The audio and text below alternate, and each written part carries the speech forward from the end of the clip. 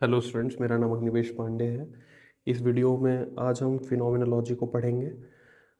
तो बेसिकली ये topic sociology का बहुत ही इंपॉर्टेंट टॉपिक है, मगर बहुत ही समटाइम्स इसको स्टूडेंट बहुत ही डिफिकल्ट समझते हैं। मगर आज इस वीडियो में हम आपको फिनोमिनोलॉजी को बहुत ही सिंपल वे में और बहुत ही इंटरेस्टिंग वे में पूरा एक्सप्लेन करने जा रहे हैं। और ये जो टॉपिक है ये हर एक एग्जाम में पूछा जाता है। सोशोलॉजी का कोई भी एग्जाम हो, चाहे वो नेट जेआरएफ का एग्जाम हो, असिस्टेंट प्रोफेसर का, टीचर का, लेक्चरर का, हर एक एग्जाम में पूछा जाता है। तो बेसिकली ये टॉपिक बहुत ही इंपॉर्टेंट है। तो अब हम समझते हैं कि फिनोमिनोलॉजी बेसिकली होता क्या है। इसका ये दो ग्रीक वर्ड से बना है, फिनोमिनन एंड लोगोस। फिनोमिनन का मतलब होता है that which appear shows itself. मतलब कि जो चीज़ है जो हमको दिखाई देती है या फिर जो अपने आप को दिखाती है, मतलब जो भी चीज़ें हमारे सामने है उसको बोलते हैं फेनोमिनन। देन लोगोस का मतलब होता है स्टडी। तो बेसिकली इसका लिटरल मीनिंग ये होता है कि a systematic study of phenomenon as they appear to human consciousness. मतलब हमको जो चीज़ जो दिखाई दे रही है उस चीज़ की सिस्टमैटिक स्टडी करने को हम फिनोमिनोलॉजी कहते हैं। इसका मतलब लिटरल मीनिंग है ये। बट इसका डेफिनेशन क्या है? Phenomenology is a philosophical approach that research method that aims to understand and describe human experience as it is directly lived and consciously perceived without imposing external theories or assumptions। इसका मतलब ये होता है basic term में कि for example एक chair है, इस पे हम इसको हम देख रहे हैं अपनी आंखों के सामने। अब हम उस चेयर को जो देख रहे हैं तो हमको क्या लग रहा है कि भाई एक वस्तु, एक सामान रखा हुआ है जिस पे हम बैठ सकते हैं। तो चेयर को हमको क्या बताएगा कि चेयर पे बैठा जाता है। और अगर हम उसको देखेंगे तो बेसिकली हमको लगेगा कि बैठने की एक चीज़ है। तो फिनोमिनोलॉजी का मतलब ये होता है कि हम किसी भी चीज़ को जैसे हम देख रहे हैं, जैसे हम परसीव कर रहे हैं, उसकी सिस्टमैटिक स्टडी। हम उसमें कोई थियरी मत डालें कि फॉर एग्जांपल अब कहें कि चेयर अच्छी चीज़ होती है, बुरी चीज़ होती है, या फिर चेयर चेयर की और भी चीज़ें कि चेयर जो है, चेयर का बहुत तरीके से मतलब इम्पोर्टेंस है। चेयर का मतलब प्रधानमंत्री की कुर्सी भी होती है। तो ये सारे जो थियरीज हैं इन सबसे हट के रैदर हम अगर किसी चीज़ को हम अपने आंखों से जो देख रहे हैं, जो फील कर रहे हैं, जो परसीव कर रहे हैं, उसको देख के उस फर्स्ट हैंड एक्सपीरियंस को जो ह्यूमन एक्सपीरियंस करते हैं उसकी हम स्टडी करें तो उसको फिनोमिनोलॉजी कहते हैं। अब इसको आगे हम और डिटेल में समझेंगे। तो इसका मतलब ये होता है कि जो फिनोमिनोलॉजी क्या करता है, बेसिकली ये देखता है कि how do people experience the world. लोग दुनिया को कैसे एक्सपीरियंस करते हैं। जैसे ये चेयर है, ये टेबल है, या फिर सामने वाला कोई व्यक्ति दिख रहा है। दूसरा, what meanings do experiences hold for them. मेरे लिए ये चेयर क्या है, इंपॉर्टेंट ये है। अब चेयर की फिलॉसफी में नहीं जाएंगे कि चेयर बहुत उपयोगी चीज़ है, चेयर की लकड़ी को जला भी सकते हैं, या फिर चेयर प्रधानमंत्री की कुर्सी भी हो सकती है। ये सारी चीज़ों से हट के रैदर अगर हम ये देखें कि हमारे कॉन्शियसनेस में ये क्या दिख रहा है, हमको क्या दिख रहा है, तो उसको बोलते हैं फिनोमिनोलॉजी। मतलब किसी भी चीज़ की स्टडी करना जैसा कि वो है, जैसा कि हमने देखा है, जैसा हम एक्सपीरियंस कर रहे हैं, rather than explaining it in a measured और थियराइज्ड फॉर्म। इस तरह का चीज़ें ना करके रैदर हम अगर देखें हम एक्सपीरियंस कैसे कर रहे हैं किसी चीज़ को, उसको बोलते हैं फिनोमिनोलॉजी। तो सेंट्रल फोकस क्या है फिनोमिनोलॉजी का? Lived experiences, consciousness, meaning, subjectivity, intentionality. ये सारे बेसिकली इसके कॉन्सेप्ट्स हैं जो कि यूज़ होते हैं। आगे मैं इसको डिटेल में एक्सप्लेन करूंगा। तो फिनोमिनोलॉजी समझने के लिए ये कीवर्ड्स को हमको समझना जरूरी है। Lived experience, consciousness, meaning, subjectivity, intentionality, that is directedness of consciousness. अब ये सब होता क्या है इसको बताते हैं। इससे पहले हम इसका फिलोसॉफिकल बैकग्राउंड पढ़ते हैं। Phenomenology emerge that a reaction against positivism. हाँ, अब पॉजिटिविज्म में हमने क्या पढ़ा था कि बेसिकली हम एक जो सोशल चीज़ें हैं, जो सामाजिक या फिर हमारा जो समाज है, उसकी हम फैक्चुअल वे मतलब तरीकों से, मतलब उसको हम फैक्ट समझ के स्टडी कर सकते हैं। मतलब जो समाज के लोग हैं, समाज के इंटरेक्शन से, सोशल रिलेशनशिप से, इन सारी चीज़ों को, मतलब समाज को हम नेचुरल लॉज की मैथडोलॉजी को यूज़ करके समझ सकते हैं। फॉर एग्जांपल नेचुरल लॉ की मैथडोलॉजी क्या होती है? एक्सपेरिमेंट, है ना, और चीज़ों को फैक्ट की तरह ट्रीट करना, ऑब्जेक्टिव ऐसा समझना उसको। तो ये सब नेचुरल साइंस की मैथडोलॉजी है। तो इसको क्या कहते हैं? पॉजिटिविज्म। तो इस मैथडोलॉजी के अगेंस्ट ये इमर्ज हुआ कि नहीं भाई, पॉजिटिविज्म से हम अंडरस्टैंड नहीं कर सकते ह्यूमन कॉन्शियसनेस को। दूसरा क्या है? नेचुरलिज्म। नेचुरलिज्म क्या कहता है? It reduce human experience to biology और साइकोलॉजी। वो ये कहता है कि हम कोई भी चीज़ कर रहे हैं या फिर हम कोई चीज़ कर रहे हैं क्यों? क्योंकि हमारी बायोलॉजी या फिर साइकोलॉजी कर रही है। फॉर एग्जाम्पल अगर मैं पढ़ाई करना चाह रहा हूँ तो इसके पीछे मेरी, मतलब अब मुझे पढ़ के डोपामाइन मिल रहा है तो मैं पढ़ इसलिए रहा हूँ। अब ये नहीं, इसके पीछे सोशल रीजंस नहीं देखना चाह रहा है कि हमारे पापा ने कहा पढ़ो, या फिर हम पढ़ लेंगे तो अच्छा समाज में प्रेस्टीज मिल जाएगा, या फिर हम दुनिया को बेहतर कर सकते हैं। तो नेचुरलिज्म बेसिकली ये क्या कहता है? इसको बायोलॉजी और साइकोलॉजी पे रिड्यूस करके रख रहा है कि भाई बस हम बायोलॉजी या साइकोलॉजिकल ड्राइव्स के लिए पढ़ रहे हैं सिर्फ। मतलब कोई काम कर रहे हैं। तीसरा है कार्टेशियन डुअलिज्म, ये क्या कहता है, माइंड और बॉडी को सेपरेट करता है। मतलब वो ये कहते हैं कि बेसिकली जो माइंड है, एक हमारा जो जो कॉन्शियस थिंग चीज़ है, जो बॉडी है, दोनों अलग चीज़ें हैं। मगर ऐसा नहीं है ना, जैसे फॉर एग्जांपल अगर हमको चोट लग गई तो चोट कहाँ लगी, हमारे शरीर में, लेकिन हमारा जो पेन हो रहा है या फिर पेन को हम कैसे एक्सपीरियंस कर रहे हैं, कैसे हम दूसरों को समझा रहे हैं, ये सब सारा चीज़ें मेंटल प्रोसेस है। तो हम किसी भी चीज़ को दोनों के साथ इंटीग्रेटेड वे में समझे बिना नहीं समझ सकते हैं। तो इन्होंने इसको भी रॉन्ग प्रूफ करा। तो ये तीनों चीज़ों के अगेंस्ट में जो फिलॉसफी जनरेट हुई उसको बोलते हैं फिनोमिनोलॉजी।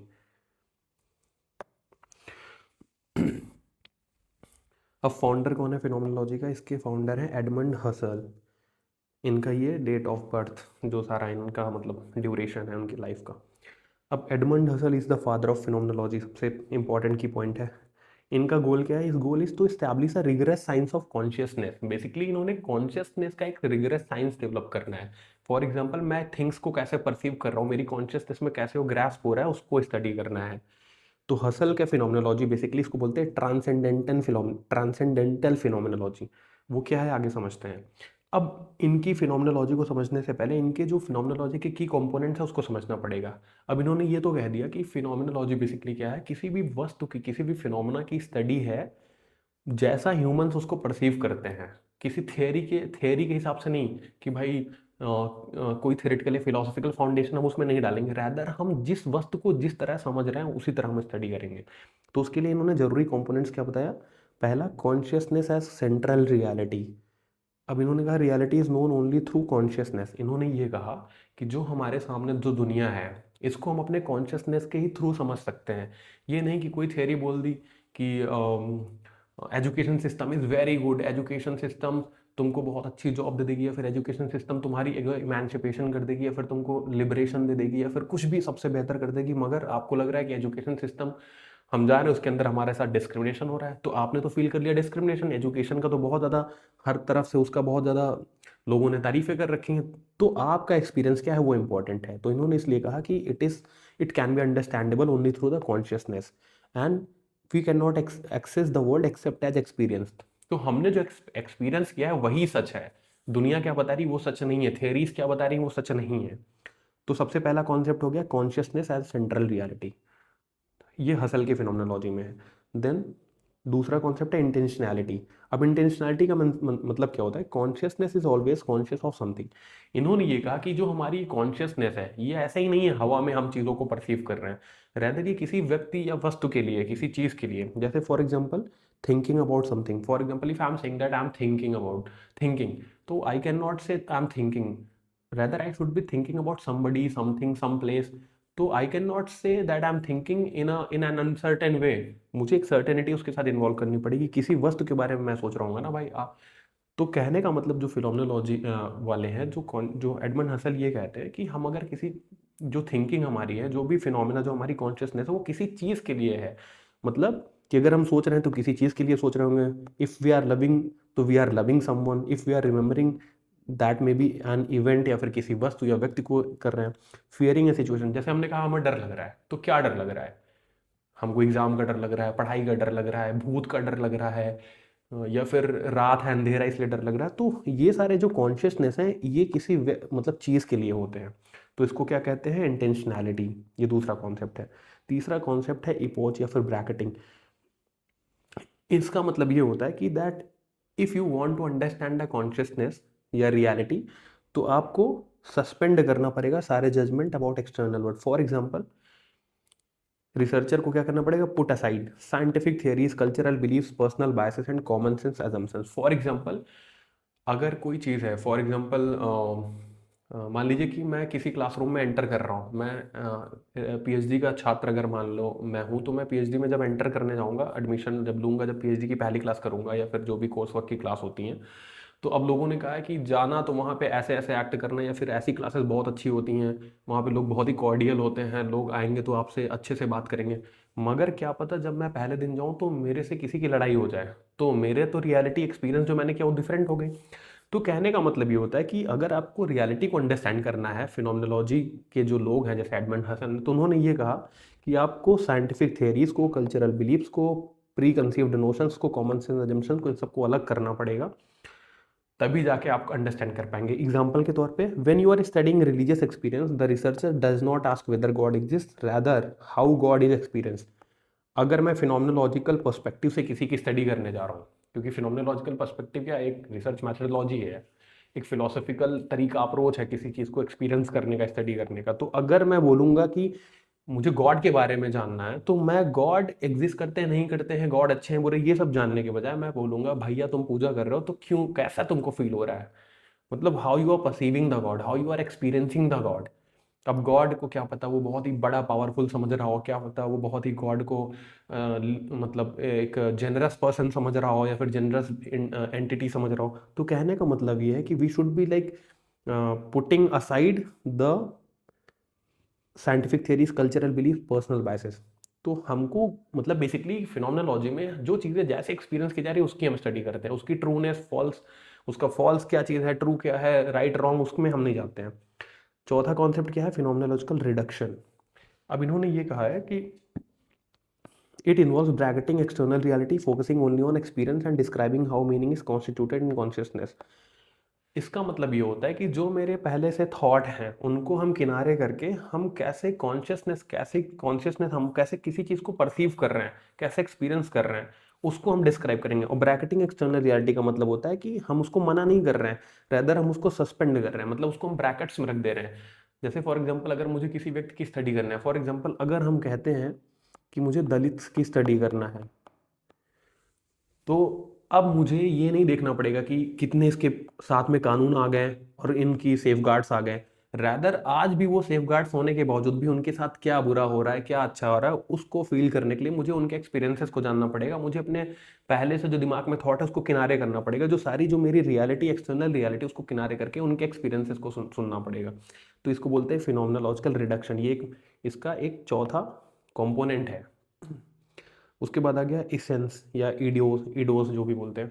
अब इसका मतलब क्या होता है, इसका मतलब ये होता है कि किसी भी चीज़ का experience, the essential structure of an experience, what makes it what it is. For example essence का मतलब क्या होता है, उसकी जो बेसिक नेचर है। मतलब अगर मैं एक कुर्सी लूँ, तो अब कुर्सी में क्या चीज़ बेसिक नेचर है, कुर्सी लाल पीली हरी नीली हो सकती है लेकिन वो कुर्सी ही रहेगी। ठीक, कुर्सी लकड़ी की भी हो सकती है, लोहे की भी हो सकती है, फिर भी कुर्सी रहेगी। मगर कुर्सी तब नहीं रहेगी जब उसके चारों जो इसके पाए हैं इसको काट दिए जाए, मतलब इसके जो चारे लेग्स हैं अगर इसको काट देते तो कुर्सी रहेगा ही नहीं, ये तो एक फ्लैट सा तख्त टाइप का बन जाएगा जो कि ज़मीन पे आ जाएगा। मतलब इसके चार लेग्स है तभी ये कुर्सी बन रहा है। तो मतलब इसकी बेसिक क्वालिटी क्या है, इस कुर्सी को बनने के लिए इसमें चार लेग्स होने चाहिए। अब कलर चाहे जो सा हो तो तब भी इसको कुर्सी कहा जाएगा। तो कहने का मतलब ये इसेंस क्या है, इसेंस ये है जो इसके बेसिक फीचर्स है, जिसके बिना ये ऑब्जेक्ट एग्जिस्ट ही नहीं करेगा, तो उसको बोलते हैं इसेंस। एग्जाम्पल के तौर पे डिफरेंट पीपल एक्सपीरियंस फियर। अब इसको डर, मतलब ये तो कुर्सी एक ऑब्जेक्ट के फॉर्म में हमने इसको समझ लिया, अब हम इसको फियर एक एब्स्ट्रैक्ट फिनोमिना में समझते हैं। फियर क्या है, डर मुझे बहुत सारी चीज़ों का लग सकता है। डर एग्ज़ाम का लग सकता है, या फिर कल मैं फेल हो जाऊंगा, पास हो जाऊंगा, या फिर मेरे साथ क्या होगा, ये सारी चीज़ों का डर हो सकता है। मगर डर में एक कॉमन चीज़ क्या है, थ्रेट। मतलब we are being threatened, we are anxious, that we are afraid of something. Third is anticipation, we are anticipating that something bad will happen with us. तो that means these three are the essential qualities that you can not put aside. These three things are like, they are always like, these are inevitable, they should be always be there in order for anything to happen. अगर fear है तो ये चीज़ें होंगी ही। अब इसमें बदलने वाली चीज़ें क्या है, डर मुझे लग रहा है पापा का डर लग रहा है, मम्मी का एग्जाम का लग रहा है, मार खाने का डर लग रहा है, और मेरी बेइज्जती ना हो जाए इस चीज़ का डर लग रहा है, मगर इसमें ये चीज़ें कॉमन है। तो बेसिकली इसेंस मतलब क्या होता है, कॉमन फीचर्स या फिर जो इसेंशियल फीचर्स होते हैं दैट, जिसको हम हटा नहीं सकते हैं, जो अगर उसको हटा देंगे तो वो चीज़ ही एग्जिस्ट नहीं करेगी। जैसे कुर्सी में, कुर्सी तब हम उसको हम तभी कहेंगे जब चार उसमें लेग्स होंगे। जब चारों लेग्स काट देंगे कुर्सी कहाँ से रहेगी। तो कुर्सी कुर्सी क्योंकि होता है, अब लाल हरी पीली कुर्सी फर्क नहीं पड़ता, मगर कुर्सी होने के लिए उसमें चार लेग्स या फिर उसका बेसिक स्ट्रक्चर होना चाहिए। तो बेसिकली ये इसेंस है। अब इसमें छठा चीज़ क्या आ गया, eidetic reduction. Basically it's a method to reach to the essence. अब बताते हैं, मैंने क्या कहा कि किसी भी ऑब्जेक्ट की जो बेसिक क्वालिटी है, इसेंस क्या है, इसेंस को समझना पड़ेगा। अब उसका जो मैथड है, मैथड क्या है इसमें, ये this method identifies essences by imaginative variation, removing accidental features, retaining necessary features. अब अगर कोई कहे कि मुझे कुर्सी के इसेंस को निकालना है, ढूंढना है कि क्या है इसका इसेंस, तो अब उसमें से ऐसी ऐसी चीजें निकालूंगा जो जरूरी ना हो। For example, if I am saying that okay, जिस भी कलर की कर दो कुर्सी कुर्सी रहेगी। अब मेरे पापा ने कहा लाल कलर की कुर्सी को पेंट कर दो, मैंने कहा नहीं ग्रीन कर देंगे, लेकिन वो तो कुर्सी ही है। तो कहने का मतलब क्या हुआ, मैंने इसके अंदर से रिमूविंग एक्सीडेंटल फीचर्स को हटा दिया but retaining necessary features. I am not suppose to cut the legs of the chair. अगर उसको काट दिया तो वो कुर्सी नहीं रहेगी। तो retaining necessary features, that legs are the necessary features that you are not suppose to remove it. Imaginative variation मतलब ये होता है कि सॉरी, कोई ऐसा कलर लाल पीला हरा नीला जो मेरे दिमाग में आता, कुछ भी ऐसी चीजें करके उसको करूंगा तब भी वो कुर्सी रहेगी, तो वो फर्क नहीं पड़ता। तो basically eidetic reduction is the method to reach to the essence. जैसे इन्होंने चेयर का लिया, कलर मैटर नहीं करता, मटेरियल मैटर नहीं करता, शेप मैटर नहीं करता, use for sitting can not change, ऐसा कुछ नहीं कर सकते। जो बैठने के लायक उसको रहना चाहिए, वो कुर्सी नहीं तो कुर्सी को काट डालो जला डालो फिर बैठोगे कैसे, तो ये जरूरी। तो an object meant for sitting, essence क्या है, एक ऐसा चीज जो कि बैठने के लिए बनी है जिसको तुम हटा नहीं सकते।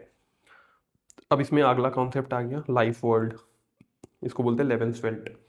इसका मतलब क्या होता है, everyday world of lived experience before science and theory. ये सारे जो मैं कॉन्सेप्ट पढ़ा रहा हूँ, इसका मतलब मैं कॉन्शियसनेस को कैसे ग्रास्प कर रहा हूँ, कैसे मैं किसी चीज को अंडरस्टैंड कर रहा हूँ, उसके पीछे जो कंपोनेंट्स हैं, हम उसको कैसे वहां तक रीच कर रहे हैं, उस अंडरस्टैंडिंग तक, हम सोशल रियलिटी को कैसे तक पहुंच रहे हैं, उसके पीछे जो मैथड्स हैं, ये सारे जो इसेंशियल कंपोनेंट्स हैं। तो उसमें से एक है life world.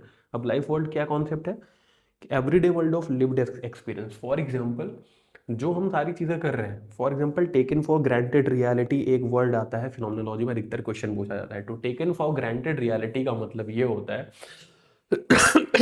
Sorry, taken for granted reality का मतलब ये होता है कि हम जो जिस जिंदगी में जी रहे हैं, जिस जिस लाइफ जहाँ पे हम हैं, उसको क्वेश्चन नहीं कर रहे। फॉर एग्जाम्पल, अगर कोई कह रहा है कि मम्मी ने कहा कि जो है गाड़ी रोड पर चलाई जाती है, तो हम गाड़ी रोड पर ही चला रहे हैं, पानी में नहीं चला रहे हैं बाइक को। हम उसको क्वेश्चन ही नहीं कर रहे कि क्यों पानी में नहीं चलाई जा सकती, क्योंकि we are already understanding it, it's common sensical, it's like we have got that through socialisation. तो होता है क्या, टेकन फॉर ग्रांटेड रियलिटी होता है कि that you have taken it for granted, that you don't have to ask कि why we are not driving that vehicle in the like ocean, like हम road पर ही क्यों चला रहे हैं। तो ये है, और ये सोशली शेयर्ड है थ्रू सोशलाइजेशन। ऑब्वियसली बात है कि जो हमको लगता है मंदिर क्या है, मस्जिद क्या है, वो सबको पता है, क्योंकि मंदिर का एक स्ट्रक्चर होता है, मस्जिद का एक स्ट्रक्चर होता है, और महिला कौन है पुरुष क्या है सबको पता है, क्योंकि हमने सोशलाइजेशन के थ्रू ये समझा है कि महिला का रूप रंग कैसा होता है, पुरुष का रूप रंग बॉडी स्ट्रक्चर कैसा होता है। तो ये सारे कॉन्सेप्ट्स हैं, इसको हम फिर से रिकैप करते हैं। तो बेसिकली फिनोमिनोलॉजी क्या है, phenomenology it's studies experience as it is lived before it is explain measure और थियराइज्ड। हमने जैसा परसीव किया है उसी तरह, मतलब उसको फर्स्ट हैंड जो हमने नॉलेज अटेन किया है किसी चीज़ को देख के, वो है उस फिनोमिनोलॉजी, उसी को स्टडी करता है, हमारे कॉन्शियसनेस को, हमारे एक्सपीरियंसेस को। हम किसी थियरी के थ्रू किसी चीज़ को नहीं समझते हैं, रैदर हम जो फील कर रहे हैं किसी चीज़ के बारे में उसको समझते हैं। इसके फाउंडर थे हसल, इनको ट्रांसेंडेंटल फिनोमिनोलॉजी इन्होंने दिया। इसमें की कंपोनेंट्स उन्होंने क्या बताया फिनोमिनोलॉजी को अंडरस्टैंड करने के लिए, consciousness as reality, central reality, दूसरा इंटेंशनैलिटी, तीसरा इपोच या फिर ब्रैकेटिंग, चौथा फिनोमिनोलॉजिकल रिडक्शन, उसके बाद इसेंस या ईडोज, उसके बाद फिर एडिएटिक रिडक्शन, उसके बाद लाइफ वर्ल्ड का कॉन्सेप्ट दिया इन्होंने। तो ये सारे कॉन्सेप्ट्स हैं। अब टाइप्स ऑफ फिनोमिनोलॉजी, कितने टाइप्स के होते हैं। ट्रांसेंडेंटल फिनोमिनोलॉजी हमने ऑलरेडी पढ़ा है, प्योर कॉन्शियसनेस को अंडरस्टैंड करता है, हसन ने दिया। देन एग्जिस्टेंशियल, ह्यूमन एग्जिस्टेंस को अंडरस्टैंड करता है, हेडेगर ने दिया था।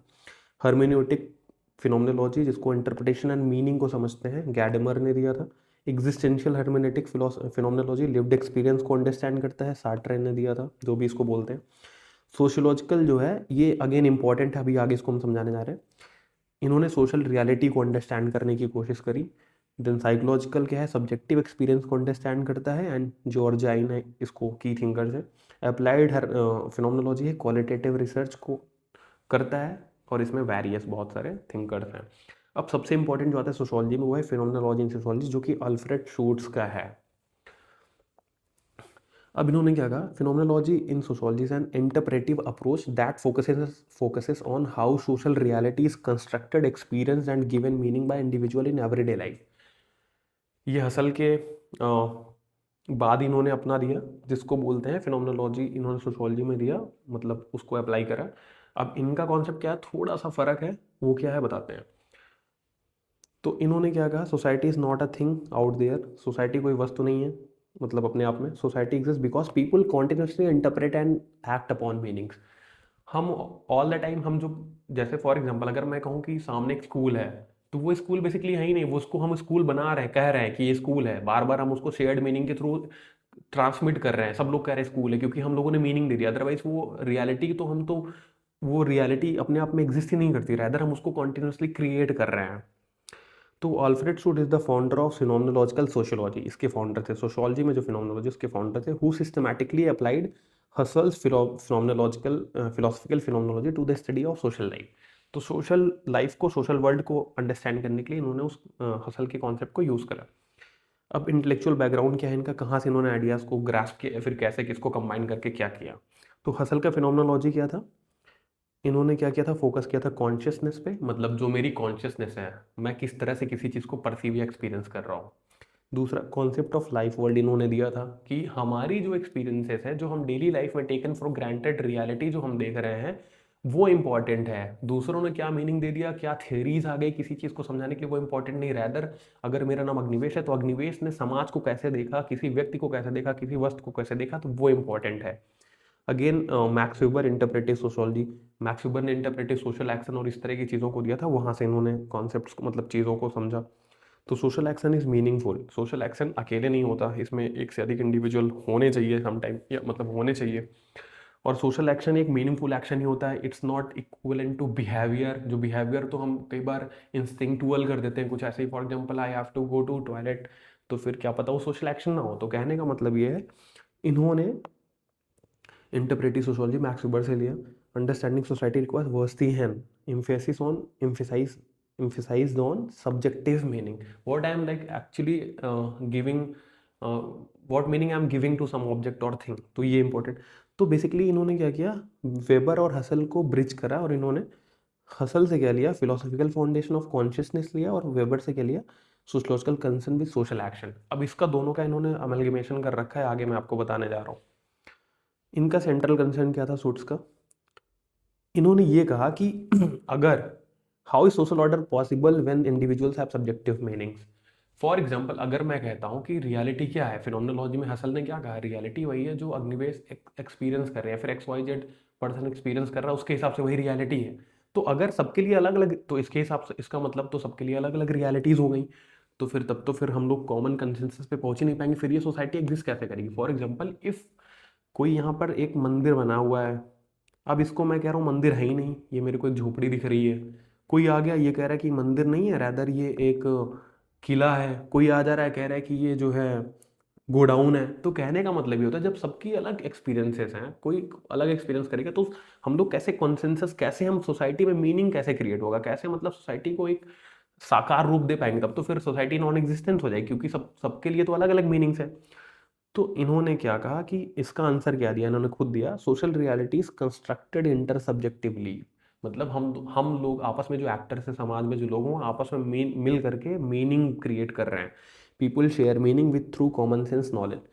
अब हमने को लगा, ये हमने सोशलाइजेशन के थ्रू देख लिया कि ये मंदिर इसी को कहते हैं, और लोगों ने कहा फिर इसका मतलब ये होता है, we are arriving at intersubjective consciousness that if अगर समथिंग इस तरह का रहेगा और अंदर भगवान की मूर्तियां होंगी, एक मूर्तियां होंगी, तो ये मंदिर हो जाएगा। तो इस तरह से हम इंटर सब्जेक्टिविटी को कंस्ट्रक्ट करते हैं, और हम आगे बता रहे हैं कैसे होता है वो। अब इनको समझने के लिए इन्होंने भी कॉन्सेप्ट्स दिए, इन्होंने बोला, इन्होंने भी लाइफ वर्ल्ड को बोला। तो life world is taken for granted world of everyday life in which individuals live, act and interact without questioning the existence. Taken for granted that we are not actually concerned about the trueness और the falseness of the reality, whether we are living in the world as it is. हम जो है उसको उस तरह जीना चाह रहे हैं, हम उसको क्वेश्चन नहीं कर रहे। Someone is saying that okay you are not suppose to drive car in the ocean, तो I am not doing that, I am not asking question why do I am not able to like drive my car in the ocean. तो कहने का मतलब ये इसकी characteristics pre scientific common sense based है, practical and routine है, we are daily doing this, routine way में कर रहे हैं, एक्सपीरियंस है self evident, it is self evident that okay this triangular जो शेप का जिसका ऊपर का छत बनी हुई है वो मंदिर होगा, तो वो सेल्फ एविडेंट है कि सबको पता है। अब एग्जांपल में भी using money has value, language understood by other, time flows in shared manner.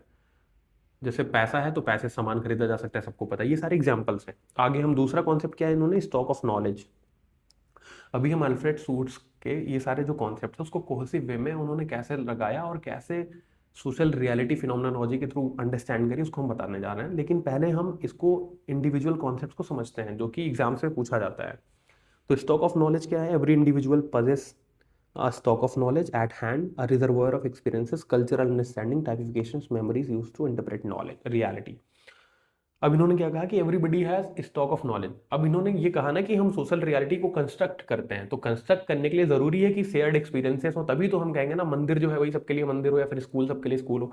इसका मतलब उसके लिए कुछ बेसिक चीजें हैं, जैसे स्टॉक ऑफ नॉलेज, ऑब्वियस सी बात है। अगर ये अल्फ्रेड सूट्स ने कॉन्सेप्ट नहीं भी दिया होता तब भी हम लोग को तो इतना पता होना चाहिए कि हाँ, अगर हम और राम और श्याम की जो रियलिटी, परसीव्ड रियलिटी अगर वो सेम है, इसका मतलब कि दोनों लोगों ने सेम स्कूल में शिक्षा ली होगी, दोनों के मतलब दोनों का सेम तरह के सोशलाइजेशन होगा। ऐसा तो है नहीं कोई मंदिर को मस्जिद कह दे, फिर मस्जिद को मंदिर कह दे, फिर कुछ भी इस तरह की चीजें। तो कहने का मतलब ये होता है कि we are sharing the stock of knowledge. अब इसका मतलब क्या होता है, that we are having past experiences, socialization, language, tradition, education. हर एक व्यक्ति का सोशलाइजेशन लगभग सेम तरीके से होता है। लड़का क्या है मुझे वही बताया गया जो मेरे माँ बाप ने बताया, उसी दूसरे के माँ बाप ने भी वही बताया होगा, लड़का किसे कहते हैं, लड़की किसे कहते हैं। ऐसा तो है नहीं किसी के माँ बाप ने लड़की को बोल दिया होगा ये लड़का है लड़की नहीं है। तो कहने का मतलब these are the sources. Sorry. Example, a teacher, police officer और student is understood through share stock of knowledge. Obviously teacher का यूनिफॉर्म क्या होगा, वो एक वेल मैनर्ड, मतलब फॉर्मल ड्रेसिंग होगी उसकी क्लासरूम में, एक उसकी अथॉरिटी होगी। दूसरा पुलिस ऑफिसर, उसकी एक सर्टेन यूनिफॉर्म होगा, स्टूडेंट का एक यूनिफॉर्म होता है। तो इसलिए जो स्टॉक ऑफ नॉलेज हमारी शेयर्ड है और इसके थ्रू हम जानते हैं, ये हमारा स्टॉक ऑफ नॉलेज है कि ओके, अगर हमने नीली पैंट या फिर सफ़ेद शर्ट पहनी है, टाई लगा रखी है, हम लोग बैग टांग के जा रहे हैं कहीं, तो बेसिकली हम स्टूडेंट हैं। पुलिस ऑफिसर खाकी वर्दी पहना है तो पुलिस ऑफिसर होगा। या फिर पुलिस का उत्तर प्रदेश पुलिस या मध्य प्रदेश पुलिस ऐसे बैचेस लगे हैं तो बेसिकली वो पुलिस ऑफिसर होंगे। अब क्या है टाइपिफिकेशन। टाइपिफिकेशन और generalise mental categories through which people classify others actions and situations. ये again Alfred Schutz concept पूछा जाता है, टाइपिफिकेशन किसने दिया। टाइपिफिकेशन बेसिकली होता क्या है, टाइपिफिकेशन में बेसिकली हम अब बहुत सारी चीज़ें, रियलिटी समाज में 50 तरह की चीज़ें हो रही हैं, अलग अलग स्कूल के स्टूडेंट्स, अलग अलग प्रदेशों के, अलग अलग राज्यों की पुलिस है, तो हम कैसे पहचानते हैं कि ये पुलिस है, ये टीचर है, स्टूडेंट है। तो बेसिकली हमको कुछ एक चीज़ें मतलब हमारी सोशलाइजेशन में हमको डाली गई जिससे हम परसीव करते हैं किसी पर्टिकुलर फिनोमेना को किसी पर्टिकुलर वे में। जैसे फॉर इंस्टेंस, अगर हम ये कहें कि जो खाकी वर्दी के जो होंगे और उन्होंने स्टार लगा रखा है या फिर उनके हाथ में डंडी है, छड़ी है और सर पे टोपी लगा रखे हैं, तो वो पुलिस ऑफिसर होंगे। तो इस तरह से हम टाइपिफिकेशन मतलब कैटेगरीज में डिवाइड कर देते हैं चीज़ों को, तो इससे हमको रियलिटी को अंडरस्टैंड करने में आसानी होती है। ये वैसे ही है जैसे सोशोलॉजी की किताबें लाइब्रेरी में सोशोलॉजी के रैक्स में रखी होती हैं और एंथ्रोपोलॉजी की दूसरे में रखी होती हैं, बायोलॉजी की दूसरे में रखी होती है। क्यों? क्योंकि सोशोलॉजी में हर एक बुक्स में सोशोलॉजी कहीं ना कहीं लिखी होगी, तो उसको सोशोलॉजी वाले कॉलम में रख देंगे ताकि हमारे लिए उसको अंडरस्टैंड करना, उसको दोबारा निकालना और वहाँ रखना आसान हो। तो उसी तरह ये टाइपिफिकेशन है, this is also share typification. Social interaction depends on share typification. For example, what in my opinion is police officer, वही दूसरों के ओपिनियन में भी पुलिस ऑफिसर होगा। क्यों? क्योंकि हमने सोशलाइजेशन के थ्रू ये जाना है कि खाकी वर्दी वाले पहनने वाले पुलिस ऑफिसर होते हैं। अब इंटर सब्जेक्टिविटी क्या होता है, it refers to a shared understanding of reality among individuals, it's not private but socially set. For example, अगर मैं ये कहता हूँ कि जो क्रिकेट है, क्रिकेट में 11 प्लेयर्स खेलते हैं, तो ऑब्वियस सी बात है सबको पता है क्योंकि हम लोगों ने ये शेयर्ड एक्सपीरियंस लिया है। मतलब हमको सोशलाइजेशन के थ्रू या टीवी के थ्रू, मीडिया के थ्रू पता है कि भाई क्रिकेट में 11 प्लेयर खेलते हैं तो क्रिकेट टीम तभी बनेगी। 5 प्लेयर खेलेंगे तो क्रिकेट टीम नहीं है, फिर वो झूठ बात है। तो इसका मतलब ये सब हमारी intersubjectivity, that we are having same kind of understandings of reality, it's common sensical, it's not private but it's socially shared, this is inter subjectivity.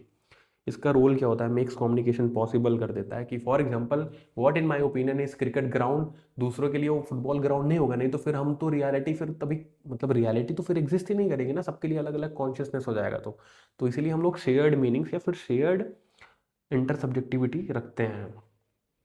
तीसरा क्या है, सोशल एक्शन एंड मीनिंग। ये बहुत ही इंपॉर्टेंट चीज़ है, मतलब इन्होंने अगला जो कॉन्सेप्ट इसमें दिया है समझने के लिए, एक्शन इज मीनिंगफुल बिहेवियर।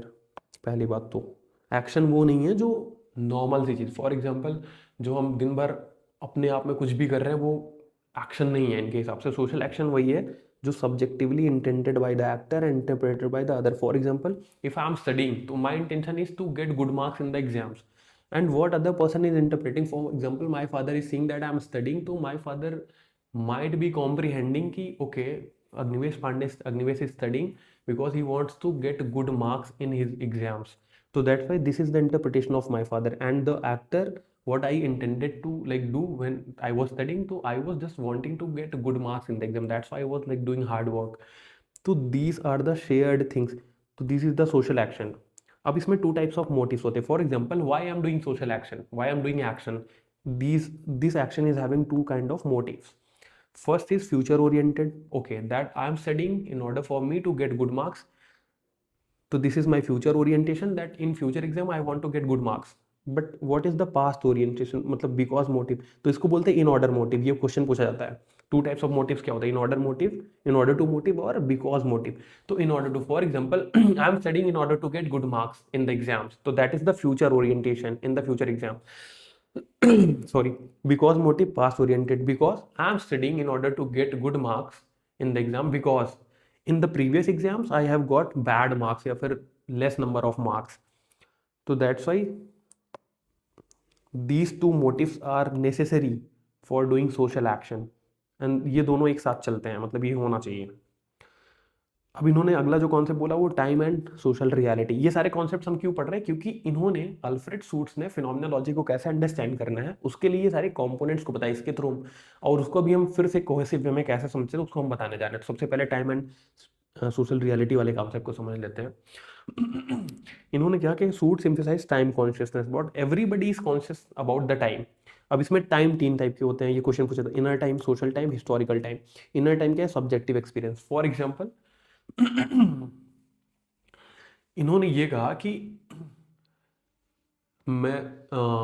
मेरा मन स्कूल जाने का नहीं कर रहा है, मुझे मन कर रहा है कि भाई मैं 8 बजे तक सोऊंगा, 10 बजे स्कूल जाऊंगा, लेकिन स्कूल की टाइम क्या है, 8 बजे है। तो ये मेरा इनर एक्सपीरियंस क्या है कि मुझे 8 बजे नहीं 10 बजे जाना है, लेकिन सोशल टाइम क्या है, 8 बजे, मतलब ये शेयर्ड शेड्यूल है, 8 बजे जाना है। Historical time, tradition. अब हिस्टोरिकल टाइम ट्रेडिशन क्या है, इसका मतलब ये होता है कि हिस्टोरिकली हमको बताया कि एक स्कूल होता है, स्कूल में एक सर्टेन टाइम पे आ जाता है, अगर वो बोला है 8 बजे जाओ तो 8 ही बजे जाओ, अदरवाइज जो प्रधानाध्यापक प्रिंसिपल है वो स्कूल से बाहर निकाल देंगे। तो ये तीनों चीज़ों का मर्ज होना ज़रूरी है, तभी सोशल इंटरेक्शन हो पाएगा। तो therefore that's why social interaction requires synchronisation of time. For example even if I am having my personal experience that I am not actually feeling like I have to get up तब भी, but I know that the school timing is 8 a.m. so I have to get up before 8 a.m. so that I may get ready to reach to the school. And third thing is that it is like already known by me that okay, if I'll not be able to like reach to the school on the given time, I'll be punished or like thrown out of the school. So these three are needed to be synchronized so that action may take place. तो ये ज़रूरी है चीज़ें, तभी social reality exist करेगी, क्योंकि हम इसी तरह से एक्ट करेंगे, नहीं तो फिर हम कभी एक्ट नहीं करेंगे। और इसीलिए अल्फ्रेड शूट्स ने ये कहा था कि अगर शेयर्ड शेड्यूल, ये सारी चीज़ें बहुत ज़रूरी है, उसमें सबसे ज़रूरी बीच वाला है। क्यों, क्योंकि अगर ऐसा नहीं होगा तो हम तो कभी भी मतलब मीटिंग्स हो ही नहीं पाएंगे और फिर इंस्टीट्यूशंस नहीं क्रिएट हो पाएंगे। For example if everybody is like resting at their respective homes and nobody is like coming together and like doing some discussions or whatever, तो that means कि reality is not actually constructed। हर एक इंसान का अपना खुद का consciousness है, खुद के हिसाब से चीज़ें परसीव कर रहा है। जब तक वो किसी डेफिनेट स्पेस और प्लेस टाइम में मिलेगा नहीं तब तक वो चीज़ें क्रिएट नहीं करे। तो इंस्टीट्यूशंस के क्रिएशन के लिए इट इज़ वेरी नेसेसरी। अब फेस टू फेस इंट्रैक्शन, ये सबसे इंपॉर्टेंट कॉन्सेप्ट है अल्फ्रेड शूट्स का। उन्होंने ये कहा कि Schutz gave special importance to direct social interaction, the clearest form of social reality is face to face interaction. For example अब इन्होंने टाइम के साथ इसको अटैच किया कि जब हम आमने सामने होते हैं तब हम उस टाइम पे ट्रू नेचर में सोशल रियलिटी क्रिएट कर रहे होते हैं। For example if I am talking with my friend in the real time, that means कि I am seeing his gestures and he is seeing my gestures, reciprocate कर रहे हैं। मैं कोई बात बोलूंगा, जब मैं चुप हो जाऊंगा तब वो दूसरी बात बोलेगा। तो इसका मतलब होता है कि जो फेस टू फेस इंट्रैक्शन होता है, this is the clearest form of social reality. तभी है ना। तो और institutions are build upon these basic interactions, meanings are immediate, typification constantly corrected. हाँ, अब बिकॉज यहाँ पे फेस टू फेस इंट्रैक्शन में जरूरी क्या होता है, क्यों? क्योंकि फेस टू फेस इंट्रैक्शंस में मीनिंग इमीडिएट होते हैं। फॉर एग्जाम्पल, अगर मैं अपने दोस्त के साथ खड़ा हूँ समोसे की दुकान पे, मुझे समोसा खाना है, तो समोसे की दुकान पे खड़ा होना इटसेल्फ हम दोनों को अवेयर कर रहा है कि हम लोग समोसा के साथ कुछ तो करने जा रहे हैं, समोसा खाने जा रहे हैं, फिर नहीं खाएंगे, मतलब समोसे की दुकान पे वहां पे तो हम जाहिर सी बात है कपड़े लेने तो नहीं गए हैं। तो मीनिंग क्लियर एक दूसरे को, टाइपिफिकेशंस आर कॉन्स्टेंटली करेक्टेड कि ठीक है समोसा है, समोसा खाएंगे, समोसे की दुकान है ना, कपड़े की दुकान पे तो नहीं गए क्योंकि समोसे की दुकान में हमेशा समोसे की महक आएगी या फिर समोसा दिखेगा। तो this is the typification. Intersubjectivity is strongest because we are actually present at the same time in the same moment, same environment. That's why we are actually knowing that okay we are here to have samosas।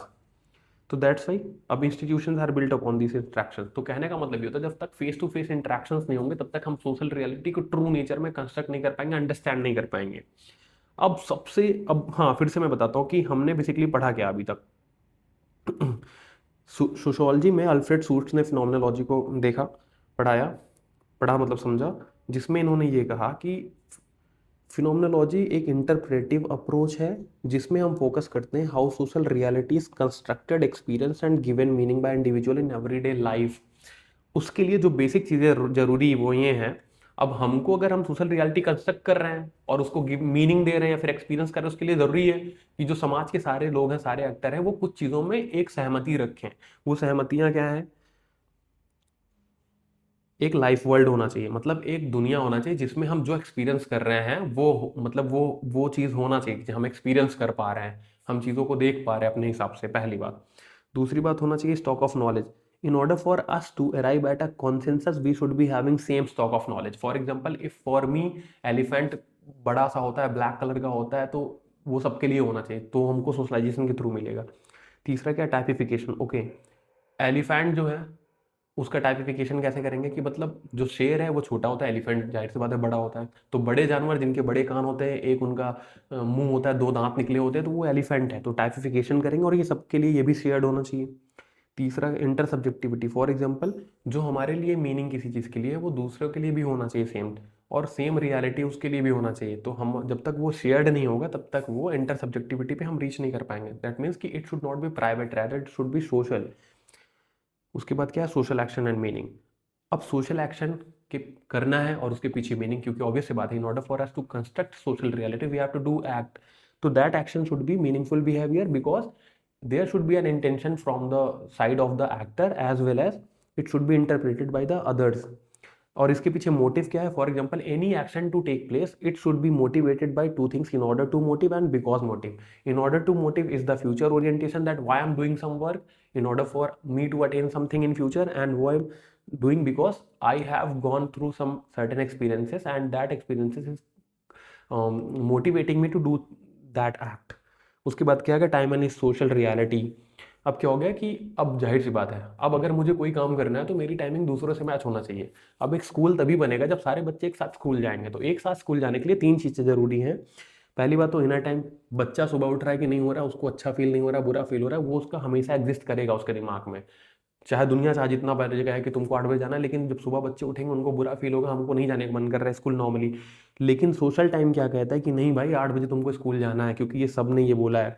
Historical tradition की भाई school time पे नहीं जाने पर दंडित किया जाता है। तो ये सारी चीज़ें क्या करती हैं? टाइम कॉन्शियसनेस और ये सिंक्रोनाइजेशन ऑफ टाइम करती हैं। तो ये इसके हिसाब से सोशल एक्शन टेक प्लेस कर पाता है इन वर्ल्ड। अब फेस टू फेस इंट्रैक्शन सबसे इंपॉर्टेंट चीज़ है, यहाँ पे असली सोशल रियलिटी कंस्ट्रक्ट होती है, यहीं पे सबसे अच्छे से समझी जाती है। क्यों? क्योंकि यहाँ पे इंडिविजुअल एक्टर्स एक दूसरे के सामने होते हैं और यहाँ पर टाइपिफिकेशंस को तुरंत करेक्ट किया जाता है, एक दूसरे को समझा जाता है। इंटर सब्जेक्टिविटी यहाँ पे स्ट्रॉन्गेस्ट होती है। क्यों? क्योंकि they both the actors are in the same plane and the same location, they are in the same time, that's why they can मतलब क्या कहते हैं, इंटरप्रेट देमसेल्व्स लाइक एक दूसरे को बहुत ज़्यादा अच्छे तरीके से। तो इसलिए ज़रूरी है सारे कंपोनेंट्स।